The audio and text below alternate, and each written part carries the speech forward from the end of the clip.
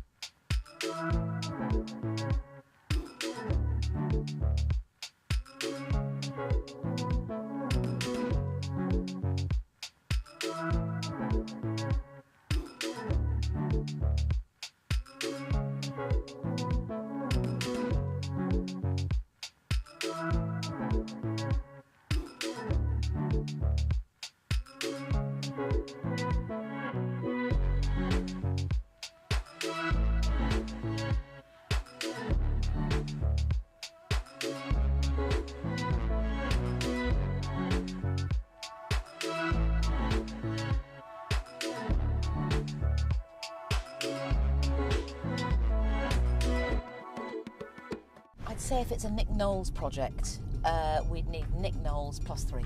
What does Nick Knowles do? He does DIY SOS.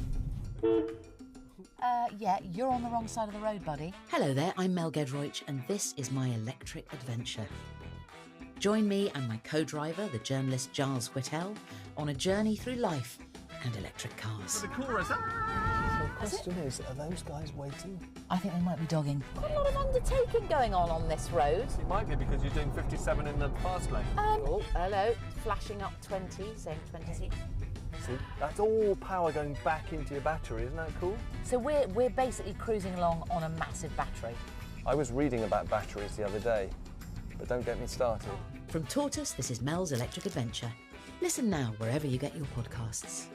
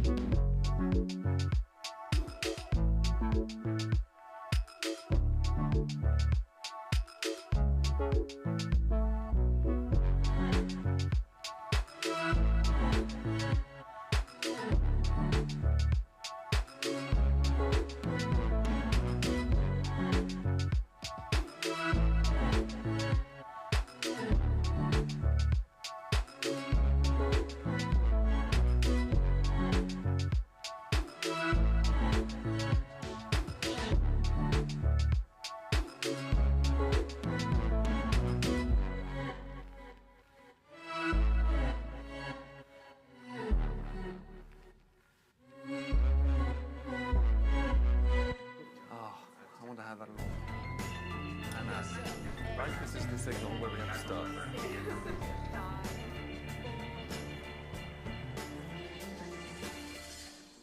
Right, that is the signal.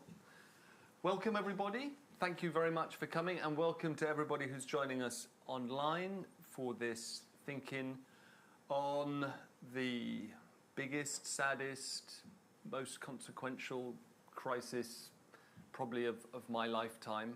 I mean, I think the Guardian has a useful daily day count, and we're somewhere in the 400s, aren't we? I forget exactly which one. With unprovoked war of aggression rolling on by the estimates of US Defense Intelligence leaked last week, about 60,000 on both sides together killed in action, 300,000 wounded, excluding civilians, a country taken apart, and impunity for 14 solid months, up to and including the sentencing yesterday of a well-known, prominent, especially in the US, Russian activist Vladimir Kara-Murza to 25 years in jail for daring to criticize the Russian war effort and point out in a speech to the Arizona state assembly that Putin was dropping munitions on hospitals and schools.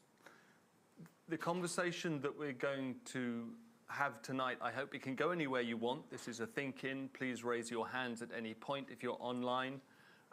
Do please feel free to join in by raising your electronic hand. Usually I have an iPad so I can see what's going on. But James is your iPad. Excellent. James is my iPad. But to begin with, at least, I want to focus on what Western governments or countries opposed to Russia and on Ukraine's side can do that hadn't been tried yet. Immediate and heavy sanctions were, of course, imposed. There's been substantial arming of Ukrainian armed forces to the tune of more than $100 billion by the US, and substantial from EU countries as well. We've tried an oil price cap, massive switches in energy sourcing. There's an arrest warrant out for Putin.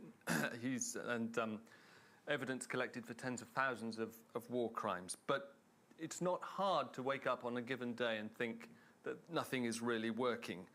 The war rolls on. We worry whether Ukraine is prepared for the spring offensive that we've heard about, that we are told is coming. The world has endured an economic shock. There's been a global food shock, a global energy shock, a global realignment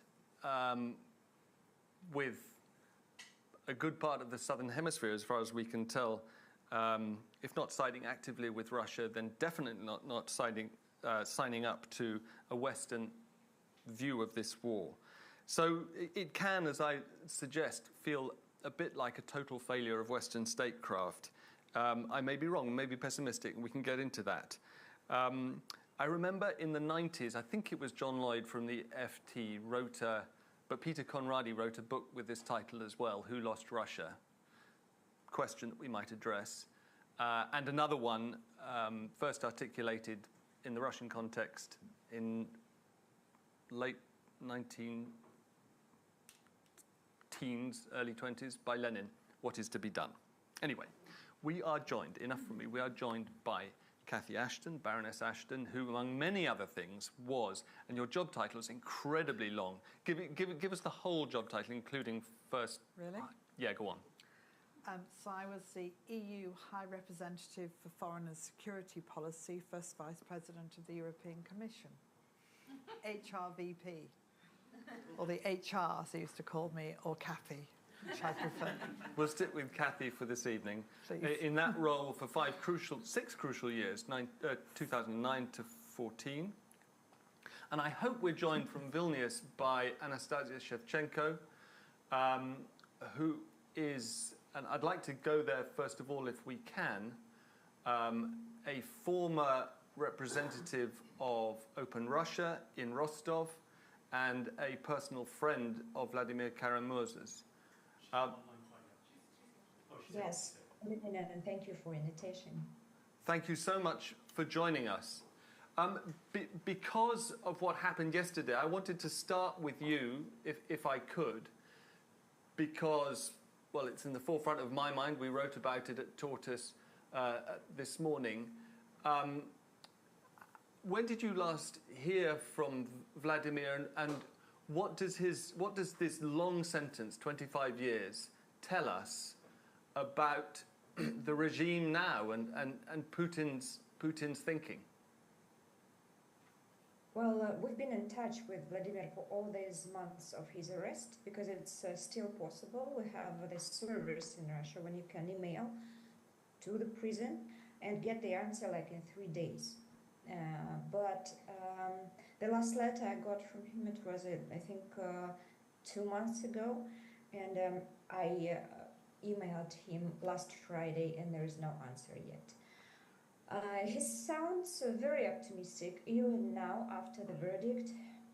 He says they don't have this eternity, they don't have 25 years, the regime, he means. And I was arguing with him a couple of times, because I still think he didn't have to come back to Russia. After 2 poisonings, having 3 children, he knew it was dangerous. And But he did it on purpose. He's historian, as you know, politician and historian. And when you ask him why did you decide to come back, he says, during the invasion to Czech Republic in 1968, only 8 people were protesting on Red Square against this invasion. And everybody remembers their names. And we need to show that there are Russians who are against the war. So he decided to become a part of history. You know, it sounds terrible, but still,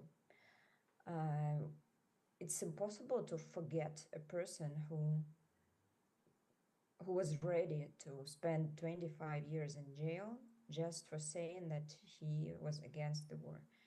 And he's very brave and very smart and a noble man. I really worry about him because of his health conditions. Right.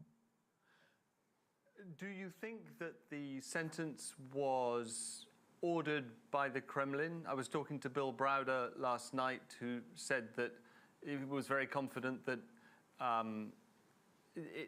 the judge accepted the sentence requested by the prosecution, but that such a severe sentence must have simply been ordered by the Kremlin? Well, I have no doubts about it.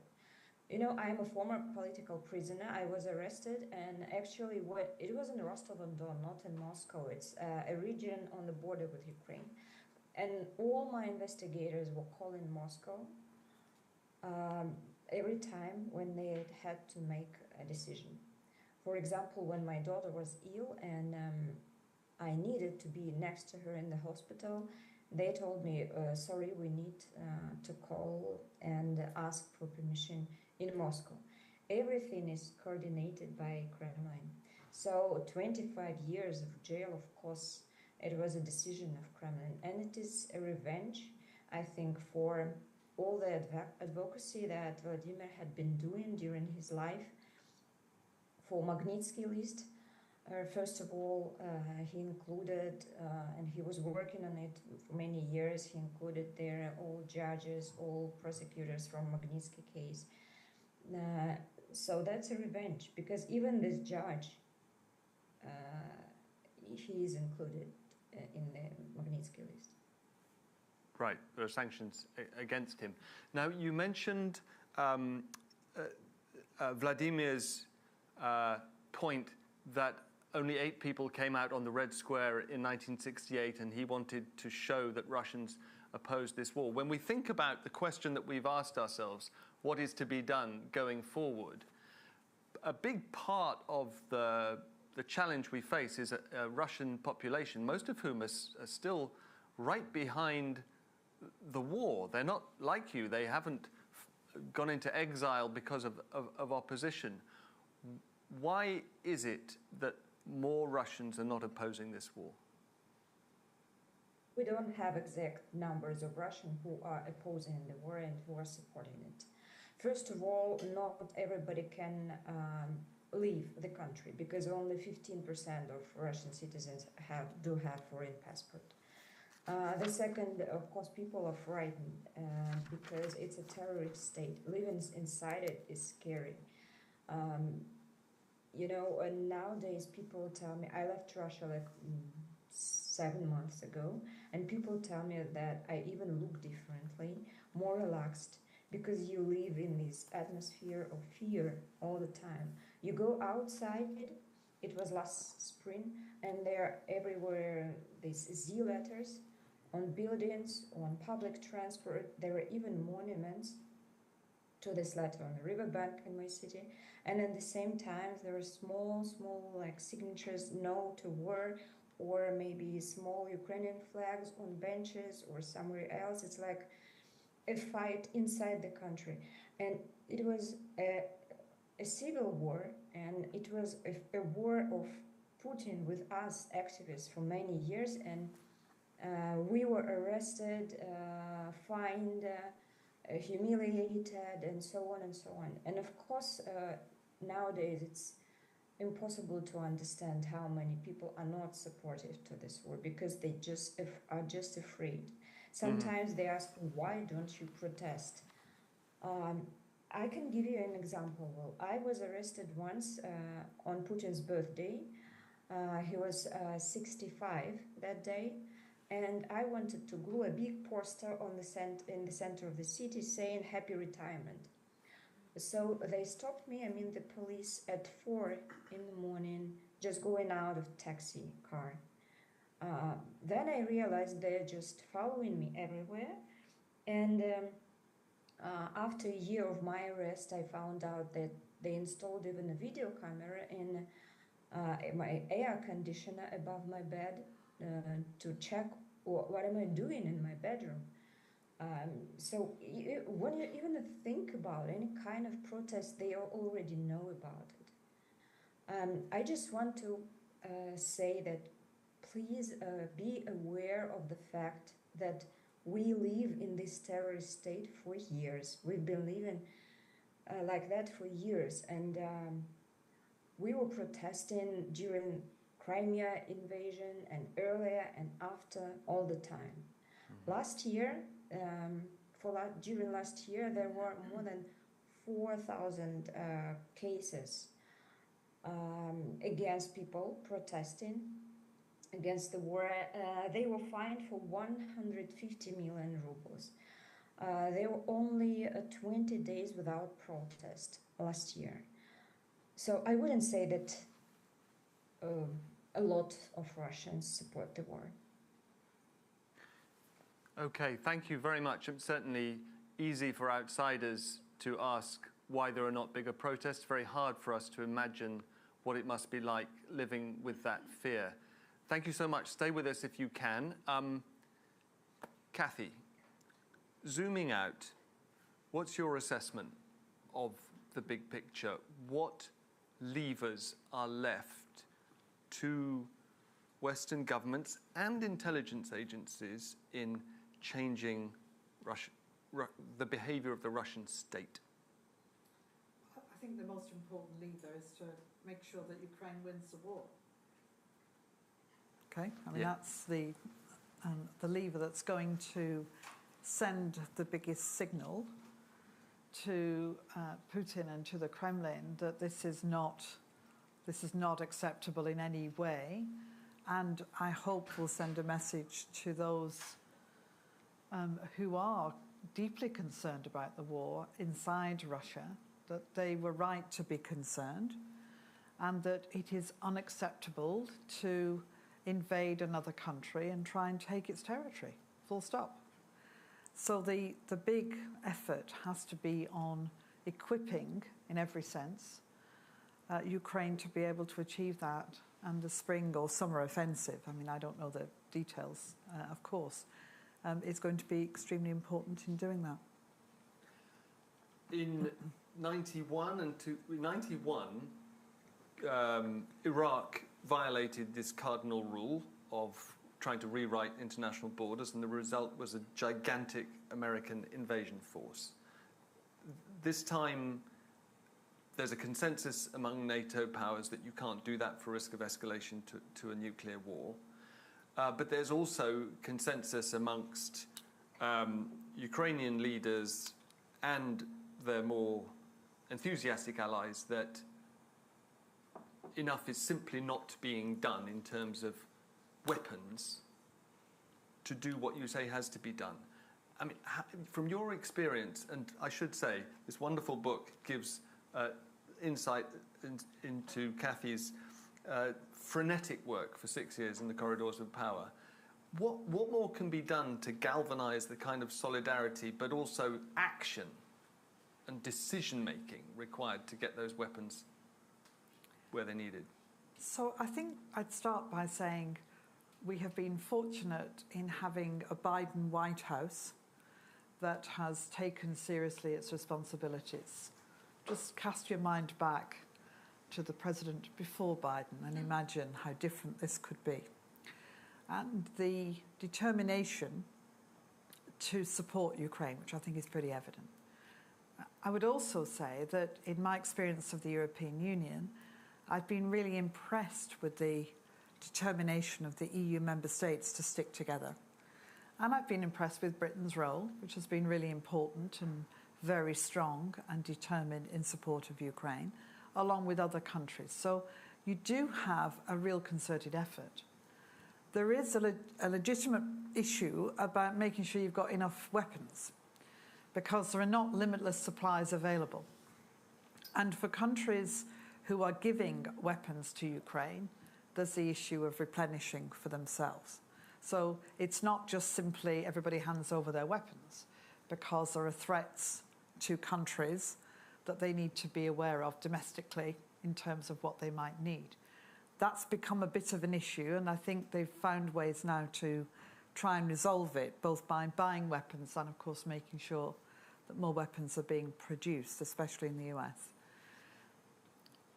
It's a combination, I think, of getting the weapons to Ukraine, making sure that everybody knows how to use them, making sure they're appropriate to the kind of warfare. There's a lot of talk about why don't we give them X weapon?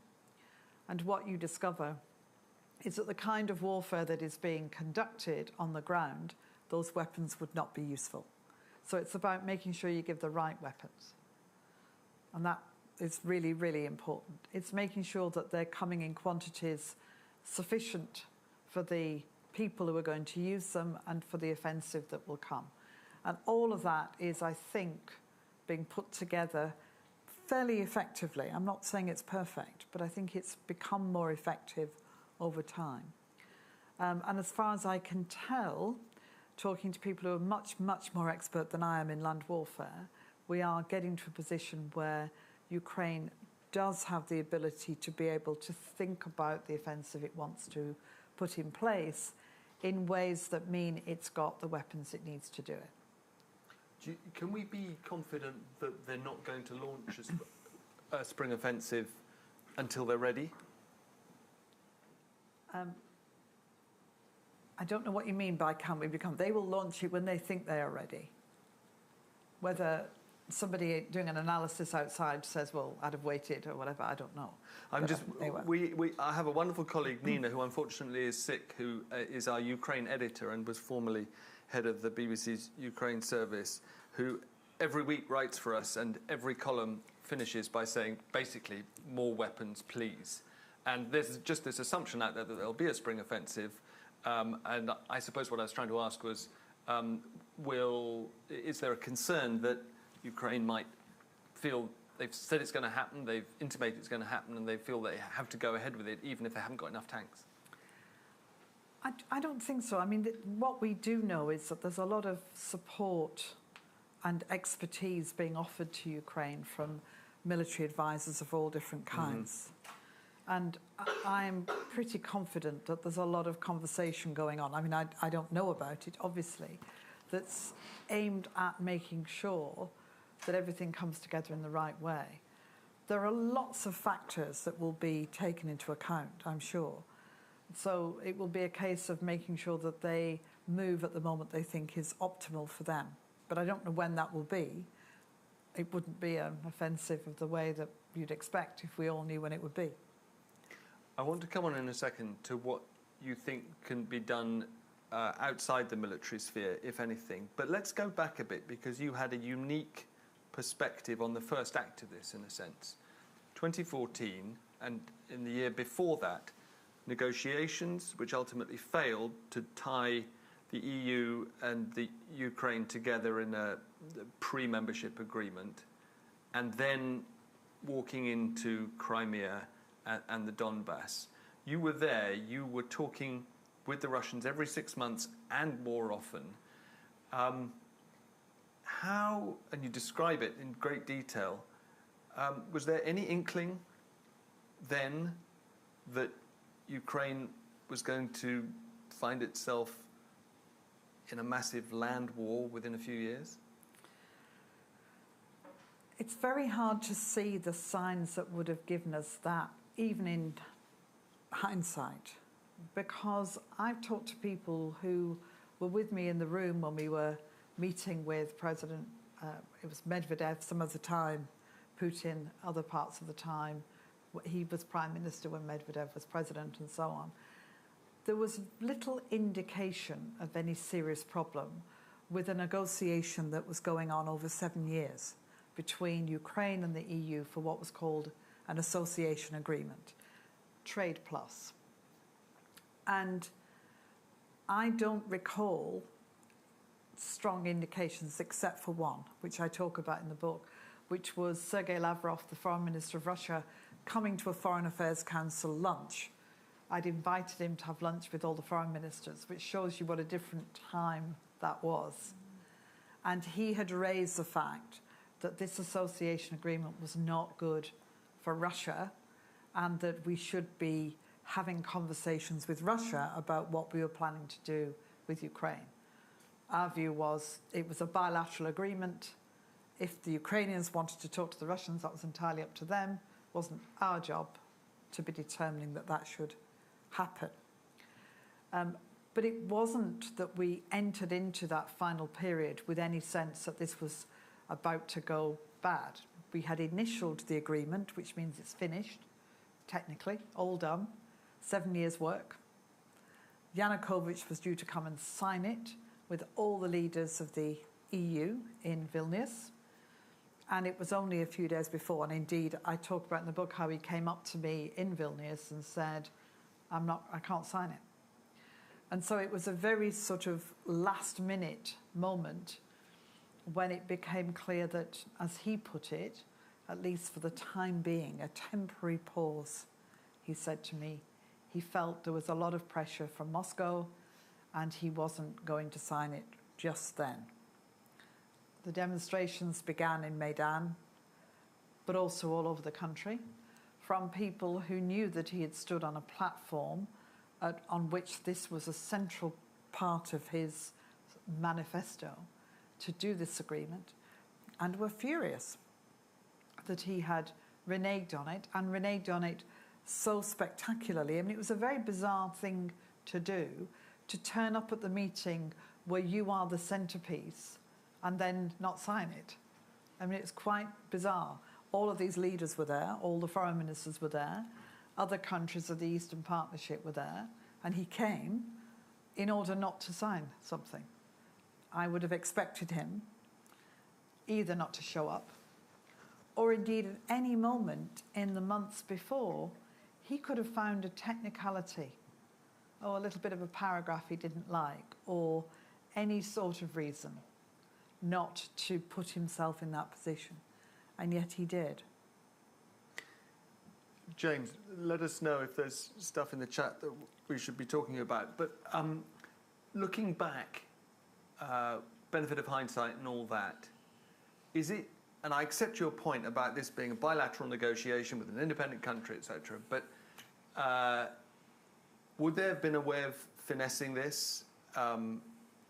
Should the EU and Western governments have been more aware of the sort of Russian neuralgia about dealing with a part of the world that they regarded as theirs? You can always look back and see the progression of how leaders change or how leaders become more obsessed with something that's happening. And I think when I talk to people that knew President Putin when he first took office and how he has moved on in his relationships with, roughly, let's call it the West, with the US, with Europe, with others, you do see this determination to be engaged with, I think, two concepts. One is legacy, and the other is his sense of history. And for him, over time, the idea that Ukraine could look anywhere else but to Russia for its primary relationship became more and more impossible to imagine, and more difficult, I think, to justify in his own terms. And he wasn't going to be the president that saw it move away. And that kind of culminated in what we know to be conversations he had with Yanukovych, the then president of Ukraine, in Sochi that summer, and also in his attitude when I met with him in Minsk after Yanukovych had gone, and I was in Minsk with President Lukashenko, with President Poroshenko, who'd then been elected in Ukraine, and President Nazarbayev, then of Kazakhstan, for a discussion about the future of Ukraine. It was when Poroshenko was able to have a bilateral with Putin, and his whole approach to it was that this was bad news for Russia, bad news economically, bad news because he didn't want EU produce coming in surreptitiously into Russia, and that he was not prepared to see all of this happen. But they were making these crazy arguments, you say in the book, that EU food would somehow not meet elevated Russian standards. It must have been obvious then that they were constructing an alternative set of facts, no? Well, it was extraordinary. He had this photograph of a truck, which was a Polish truck, he said, full of food, vegetables. And he said, this will come into, through Ukraine from Poland into Russia. And these are not acceptable in terms of the standards that we would wish. To which we pointed out they absolutely would be at the standards he would wish and more. But that was the kind of messaging that they were trying to project, was this will be bad for the Russian economy. And it was interesting because in this course of the 7 years, there were opportunities where concerns could be raised, both with Ukraine and with the EU, where there could have been discussions, if only to point out the phytosanitary relevant issues in terms of the quality of produce, because the EU has, as you know, standards across the whole of the European Union, and so on. But that didn't happen. Right. And so this was, in a sense, the justification backwards for what had already taken place, because by the time we were in Minsk, which was August 2014, Crimea had been taken, there were troops in the Donbass. It was a very tense and very difficult situation. And it's worth saying, you know, that when Russia moved into Crimea, moved into the Donbass, I remember very well being in my office with the military advisors we had from across the EU and talking with the Americans. We didn't know if they would stop. It was not a given.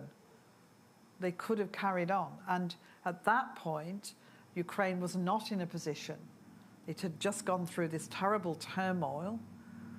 There were challenges about, you know, the leadership and so on. It was very, very complicated. And although the Ukrainians, I'm sure, were prepared to stand their ground as far as they could, they'd already taken Crimea and they were already in the Donbass. This was a so-called humanitarian convoy.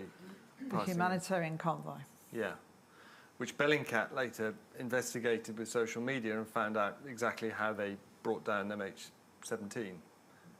Maybe it wasn't exactly the same convoy, but it was around that time, wasn't it? In August, they brought down the plane. Yeah, I mean, there's a lot of investigation that was done about how that happened and why it happened.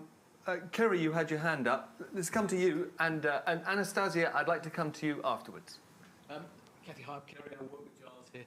I think it's quite hard to disentangle the question of what is to be done from the question of what the West wants to achieve. Because I was struck when you said earlier on what should we be aiming for, and you said Ukraine needs to win the war. And I think if you were to go around Washington, Paris, Berlin, London, what do you mean by that? You get a bunch of different answers. And I just wonder what your answer is to the question of what winning the war means. Is it the 2014 boundaries? Is it retaking the Donbass? Is it retaking the Crimea? What do you mean by it? So for me, it's whatever Ukraine decides. You know, I think there's always a danger, and you're right, you can go around not just in capitals, but bits of capitals, and find different responses to what might be a possible or an acceptable outcome. But it's the people of Ukraine who are fighting this war and who are bearing the brunt of what's happened, the casualties, refugees and so on. So for them, it's important that we make sure that they are in the lead on determining what is going to happen. Now, they'll do that in conjunction with lots of advisors and support and conversations, because it's really important that while we want to stay firm and determined in our support, everybody's looking at making sure public opinion remains solid, There will be an election in America in the future. There are changes of government always going on across the EU. There are changes of position that you can see in certain circumstances would be possible. So it's about everybody holding firm and allowing them to get to that conclusion. They will have to decide what they think is an acceptable outcome. What I can predict is at the end of conflicts, having done my own bits of, negotiating with the Iran deal and the Serbia-Kosovo agreement and work I've done elsewhere, that it's often messy. It's not perfection. And there will need to be, whatever happens, negotiations of some kind, even if they won it all. You've got lots of Russians in Ukraine. You've got lots of issues of reparation. You've got people who've disappeared. You've got all sorts of things to sort out. And that's going to be really important. So I hope they're also thinking about those processes now. Yeah. If you ask Ukrainians now, they would say, we want Crimea back.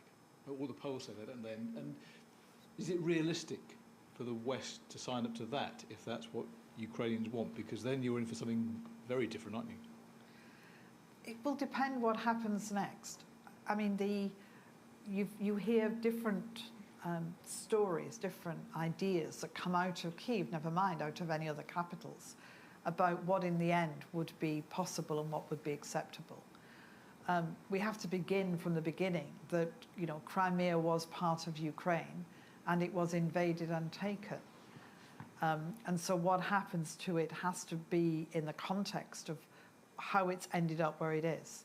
Now, there are some people who will say it should be, of course, the war is not won until it is taken back.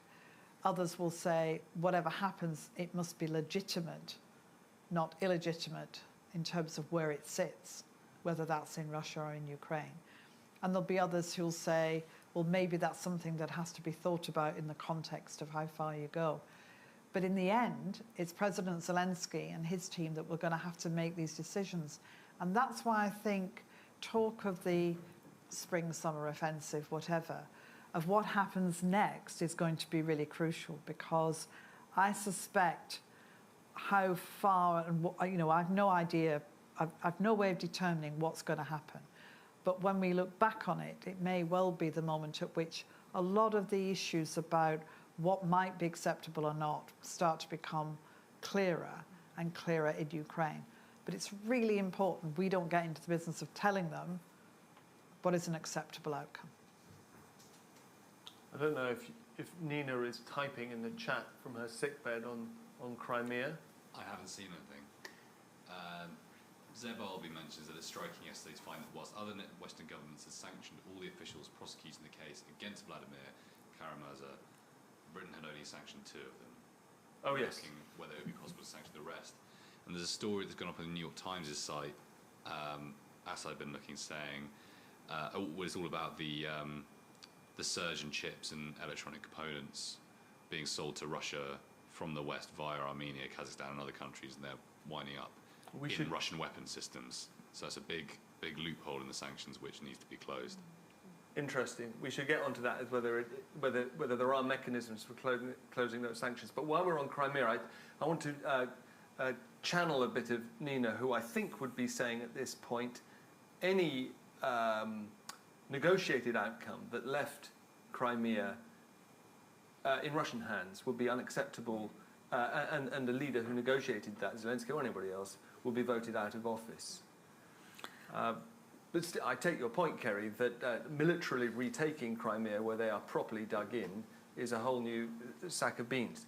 Can I come to Anastasia again, if you're still with us? Yes, I'm here. You will have heard Kathy remembering her experience of Putin around 2013, 2014. Clearly something has changed then, and since then.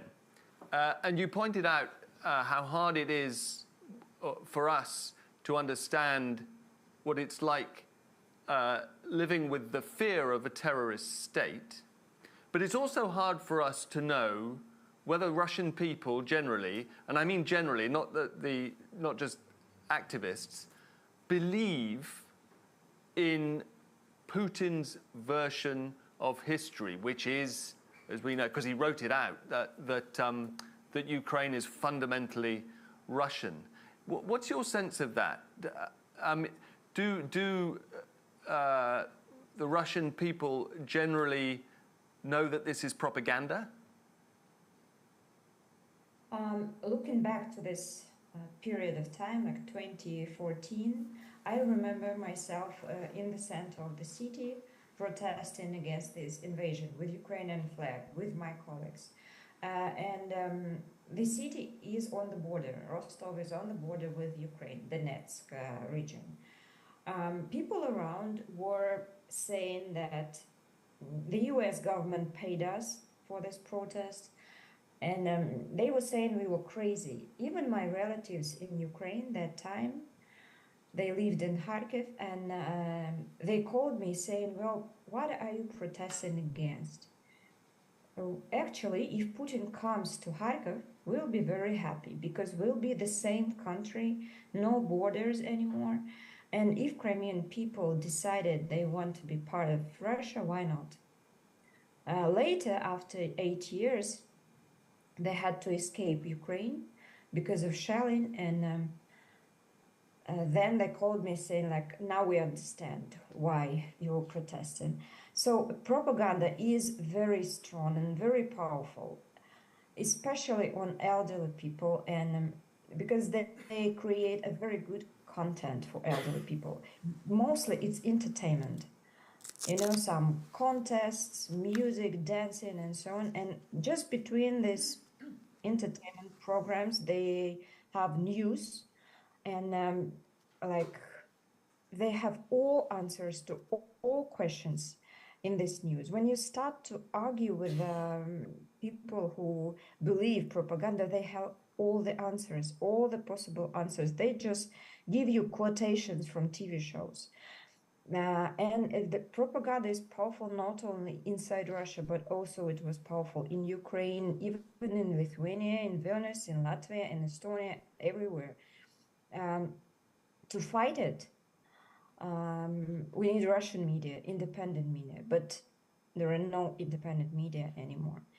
Sorry to interrupt, you're saying that Russian propaganda reaches into Ukraine and the Baltics as well? Of course, yeah.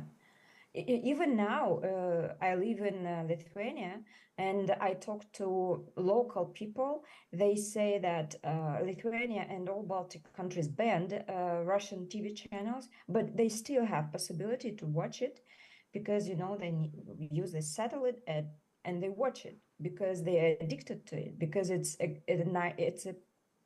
a good content for elderly people. I asked my mom when she came with me to Lithuania to forget about Russian TV, but she actually was like having this lack of propaganda for the first period of time, and only after 3 months it's better and better, and now she finally believes that it's war with Ukraine, it's not a special operation. So many people were influenced by it, and it's not only TV shows, it's also textbooks at school. My children were studying in Russian schools for all their life, yeah. And once I decided to check the textbook, this Russian history, and there was they study what Putin says every year during these big gatherings with the Federal Council, all his promises. Then there is an article about corruption and the arrest of Mikhail Khodorkovsky and Yuka's case. And it is said there that the fight with corruption started with this case in Russia, and finally, eventually, Putin won, and now there is no corruption. It's in textbooks at schools. So they begin influencing children from kindergartens and later. And these propaganda lessons at school now, it's something horrible. Last spring, my son had homework to write a letter to a Russian soldier and wish him victory over Ukraine. And it was obligatory, and it's happening now every week, and it's awful. So I would say yes, propaganda is very powerful inside Russia, and only TV can win TV when people would see other kind of information. But unfortunately, they don't have any access to other kind of information. I'm afraid that even YouTube will be closed soon inside the country. Crikey. We've got two hands up here, Liz, and then... Okay, she got the mic. Got the mic. I have Nina WhatsApping me. I think she says she's typing on YouTube. So I have a couple of questions from her, and then I had a question as well, if that's okay. So Nina says, I wonder if the West will be brave enough to give long-range weapons to target Crimea. If Crimea stays in Putin's hands, it will be a huge Russian military base and a threat to Europe as well. And then she had a question to Anastasia, which is that while about 700,000 people left Russia, there were no protests against the war in Germany, Georgia, or Cyprus. So if people believe in the state propaganda, what does it say about the media that call themselves the opposition media? I think you've kind of said that effectively there isn't any, is that right? That they're not effective, I think is what Nina is saying. But it is an interesting question. There's this big diaspora of about 700,000 Russians in countries around Russia. On the whole, they are more educated. They have the money to get abroad, but there are no protests in the street in those countries. Does that surprise you, Anastasia? Well, let me disagree. First of all, more than 700,000 people. I think like maybe 2 million of people left the country. Secondly, they are protesting. I took part in the organization of protest this February, on the 24th of February, and more than diasporas in more than 40 countries were protesting, 121 cities. Thousands of people were protesting in the US, everywhere in Europe, even in Mexico, in Thailand, even in Egypt, where protests are banned. And lots of people, really lots of people. And we are planning to organize another protest now, which is called Save Children from Putinism, because we really care about children brought by force to Russia. And of course, about Russian children influenced by propaganda. But our task is now to focus on Ukrainian children and to help them to get out of this country and to be safe with their families. So yes, we are protesting. Believe me, in Vilnius, it was the huge protest, and the opposition, Russian opposition, was totally united that day. It's Navalny's team, you know, Russian Committee of Action, everyone was there. And quite famous oppositions were out. Your sound is breaking up a little, Anastasia. I'm going to interrupt you. Streets in Paris.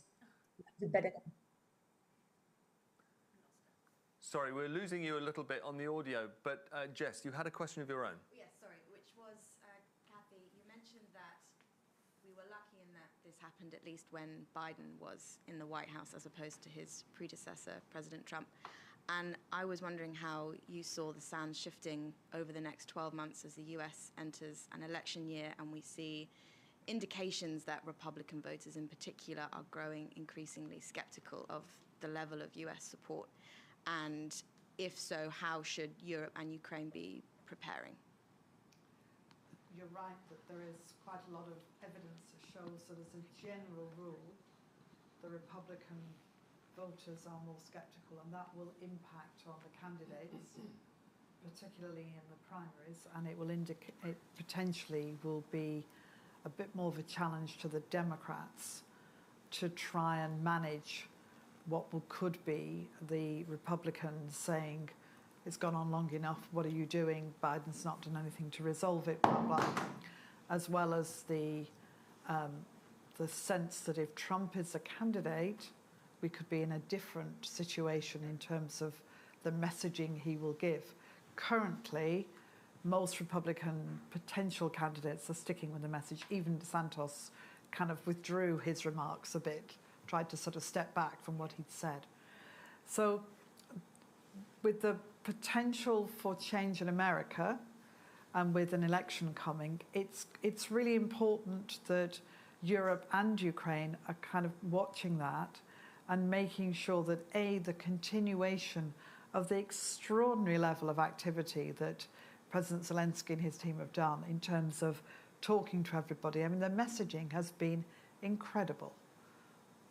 He has, on his own, and with the help of his wife and with his closest advisors, has done a remarkable job at giving messages appropriate to each country and each group of people that he talks to that have helped to keep support. So he'll have to continue to do that. But I think there is a sense that what happens over these next few months is going to be extremely important. It will impact on what happens in the context of how support continues to gather and to grow.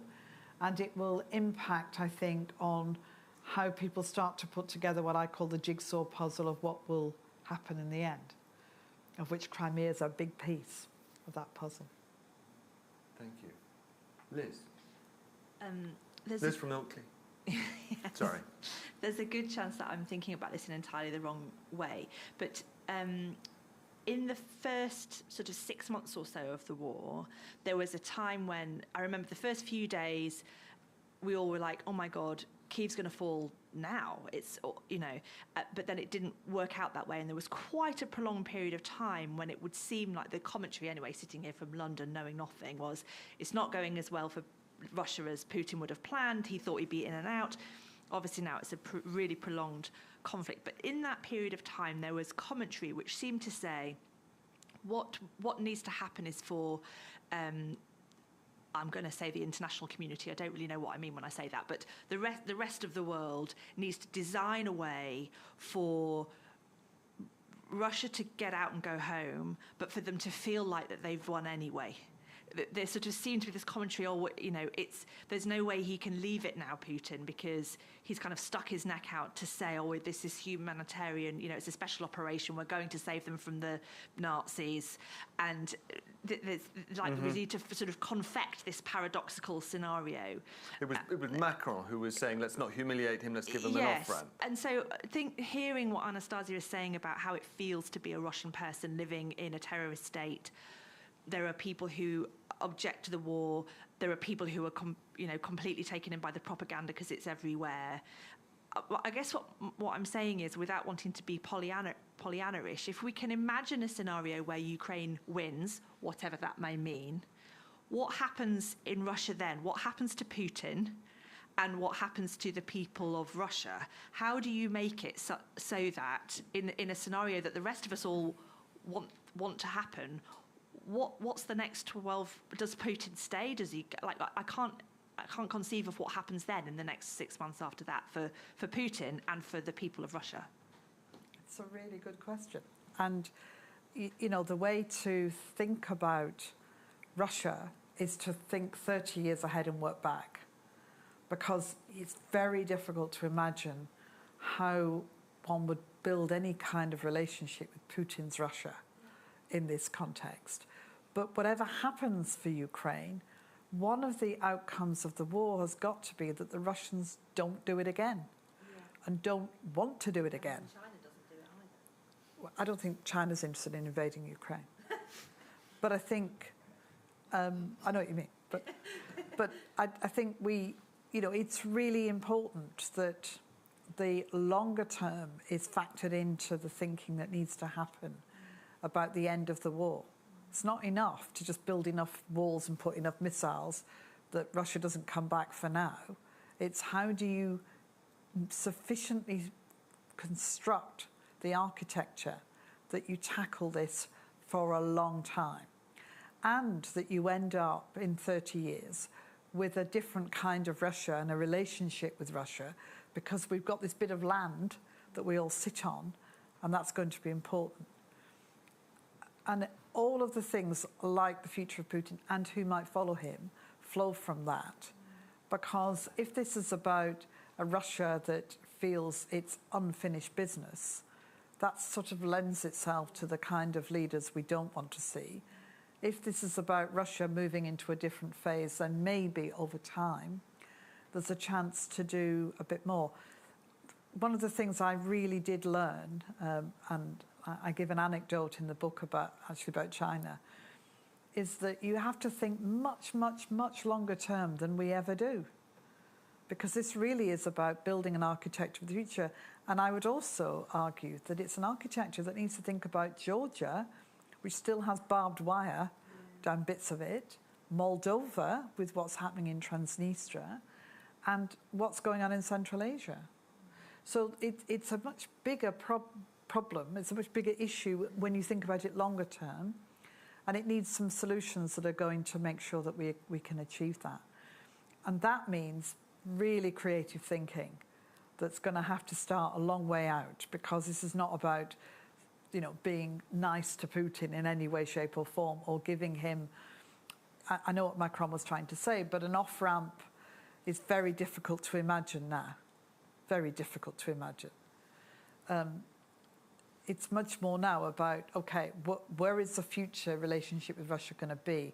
And what are the things that are going to make sure that Ukraine is safe?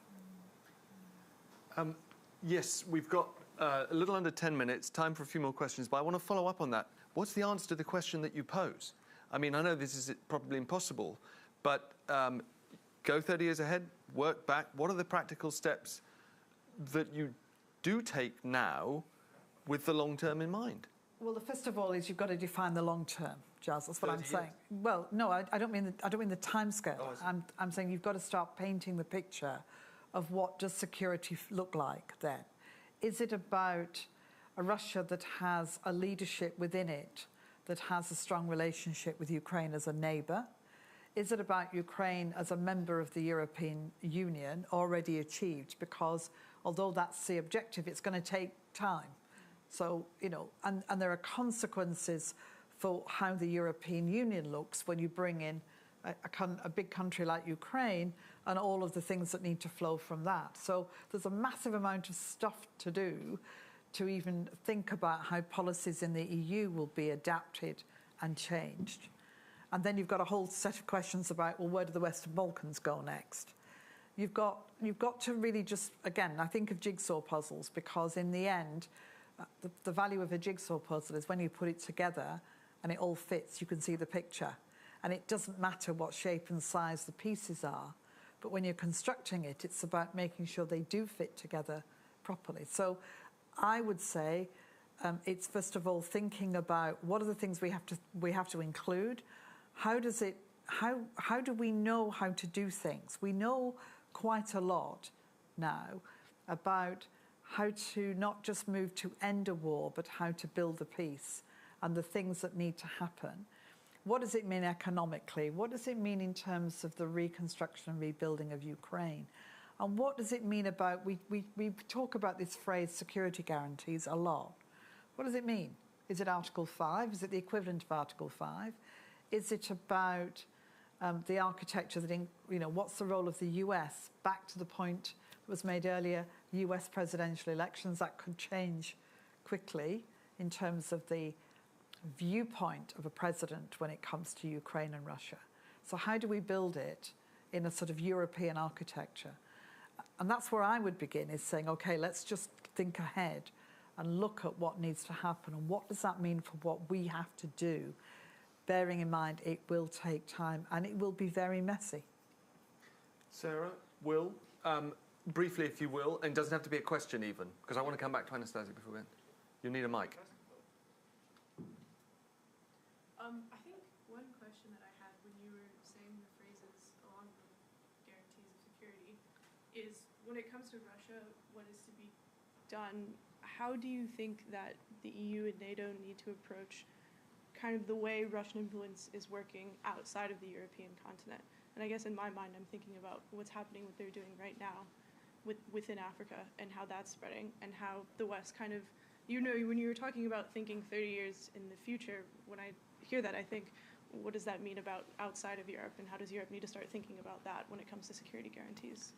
One of the things that's become very clear in the course of this dreadful war is how much work we have to do to get even democracies that we know well to understand why this is important and why they should be very clear in supporting Ukraine against an aggressor.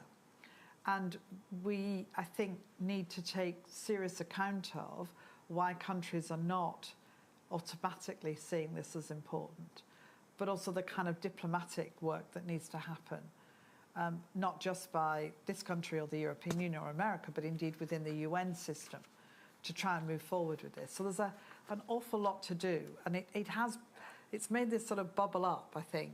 Africa's a good example of a continent where you see the impact of where Russia has been and the engagement there.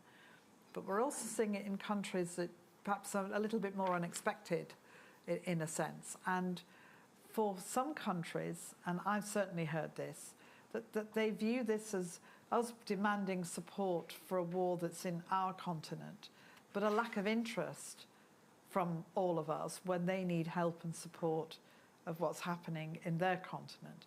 And what's happening in Sudan at the moment is an interesting point for this, because this is clearly erupting in a very difficult and violent way. And we need to be mindful of what that means for the people who are caught in the middle of it. Will. Thank you very much for all your comments. It's really interesting. I guess I had one question, which is not directly on the subject of Russia, but it's on the subject of Western unity and of Macron, who we've mentioned multiple times. But basically, I would love to get your take on Macron's recent visit to China and the controversy that has stirred up. Would love to get your take on that. So I start from the fact that I spent in my 4.5 years of negotiating the Iran deal. That's 4.5 years I will never get back, as I say to people. Thank you. Thank you very much. It's very nice of you to say so. But it had an unexpected ending, shall we say. So I worked very closely with China. They were a full participant in the team, as indeed were Russia, bearing in mind what was happening in Ukraine at that point. But the Chinese were a partner in that. And so I start from a viewpoint that we need to think a bit more strategically about where our relationships with China need to go. And I'm not sure we're doing that. It's very difficult when we get trapped into this leader goes to China, is that a good or a bad thing? I'm not saying you're doing that, but we certainly get that. Is that a good or a bad thing? From the perspective of what he's trying to do with France, he thinks it is. He's president of France, up to him. Certainly, I think that in the context of this conflict, we should be cautious of allowing the kind of Russia-China axis to just join together. I think there's more to be done in terms of thinking about where China could be in this, from my experience of working with them on Iran. Interesting. If we had more time, we could really pursue that. Anastasia, if you're still with us, I just wanted to come back and ask you, from where you're sitting, as a Russian person who's been forced from your own country, living abroad, what do you want Western governments to do to speed up the process of bringing an end to this war in a just way? As you sit there, what do you hope for? Well, first of all, I want to say that I really love my country, and I wish all the best for Russia. At the same time, I want Putin to be defeated, because Putin is not Russia. And what I want is help for Ukraine. As soon as Ukraine wins, we will see that Putin is weak, and something must happen inside the country. I really hope that Russia will lose, because sometimes failures, not sometimes, but always, teach us something. Russia has this culture of victory. We've been people who won the war with Nazis, and it's been for years that we were taught like we're the best people, we can do it, and we are victory. One day you need to lose. It will be very hard for Russians. It will be a long period of turbulence, but I hope that one day we'll become a democratic country, not threatening other countries anymore and focused on life of citizens and not on some ambitions of dictators. Hear to that. Well, thank you very much. Kathy, is there any other concluding thoughts? Actually, if I can wrestle you back, we're over time a little bit, but to concrete suggestions for what is to be done now that we haven't tried in the first 14 months of this war on this side of the new Iron Curtain. I think the point that we didn't come back to is worth just picking up in that context, which is about sanctions and about making sure that the sanctions are as strong and solid. I used to have to be responsible for pulling together sanctions from then 28 countries, and it's an incredibly difficult process because every single time you do, you get court challenges almost immediately from everybody who's been sanctioned. It's not, it's not simple and straightforward. But it's really important that they stay strong and that the Europeans, together with the Brits and the Americans, continue to make sure that we're pushing them forward all the time and closing loopholes and stopping and preventing things from happening. Because they do, it's not something that can have an impact necessarily very quickly. Often a lot of criticism, well, the sanctions aren't working, because it takes time before they really kick in to affect the economy. So that's really going to be important. Continuing the support, the public support, the media support, the determination of governments, not wobbling about all over the place, because that sometimes happens, but making it very clear that we're in it for the longer term as necessary, because those send really strong messages out to Russia too. They're seeing that, and that was unexpected. I think they thought Zelensky would leave, that the Americans would be wishy-washy and Europe would be disunited, and none of those things happened. And it was that at the very beginning that actually enabled Zelensky to be able to get the troops together and for support to come in. We shouldn't underestimate the importance of that. It's an incredibly brave man, it's an incredibly brave country, and it needs to feel the strength of the support continuing. Thank you so much. Thank you, both of you, for joining us. Thank you all.